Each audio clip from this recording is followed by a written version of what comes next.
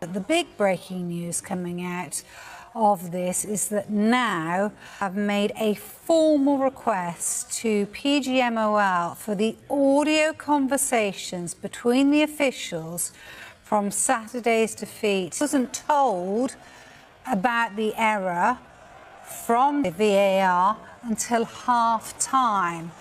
So the crux of it was that now, due to IFAB rules, they're not allowed to intervene after that.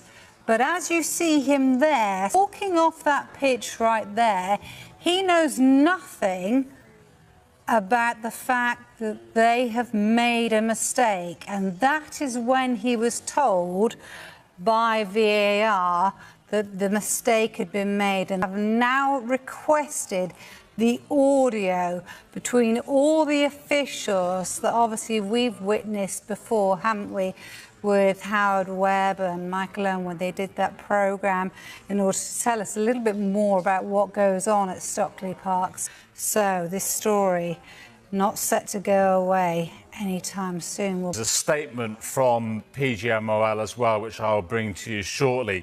But I just want to get an initial reaction from our panel. What did you make of that? Wow. Concerning, and I think something has to be done with common sense, and we could talk about IFAB and the rules, and you listen, that finds out that it's been the wrong decision. They've made a complete error. There's no defending them. But no one went into that hub wanting to make that mistake. I just think something has to change where I think it was 27 seconds before they're saying, pause the game. We realised then that there's been a huge mistake.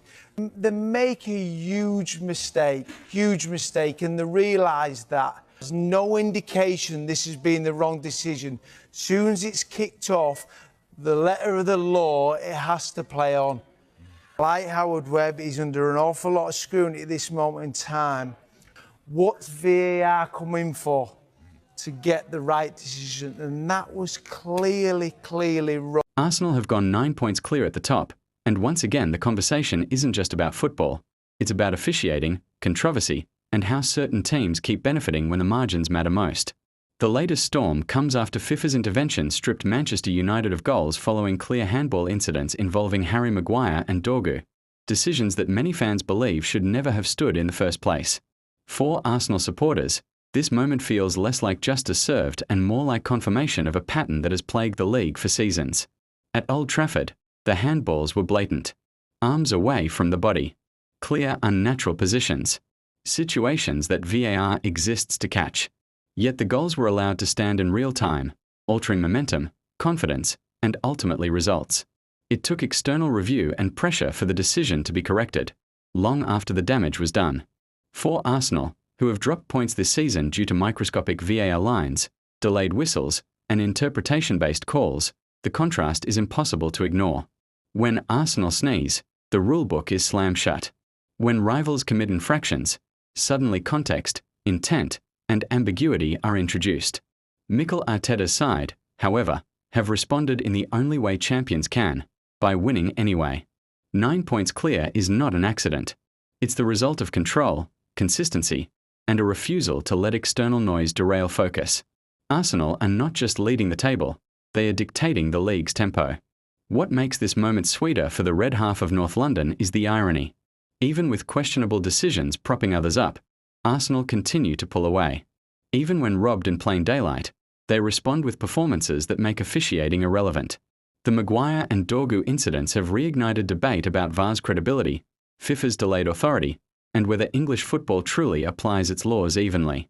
Fans aren't asking for favours, they're asking for fairness in real time, not apologies after the fact. As the title race heats up, one truth is becoming unavoidable. Arsenal are ahead despite the system, not because of it. 9 points clear. Pressure applied. Statements made. The table doesn't lie. The gap is real. And Arsenal are setting the pace.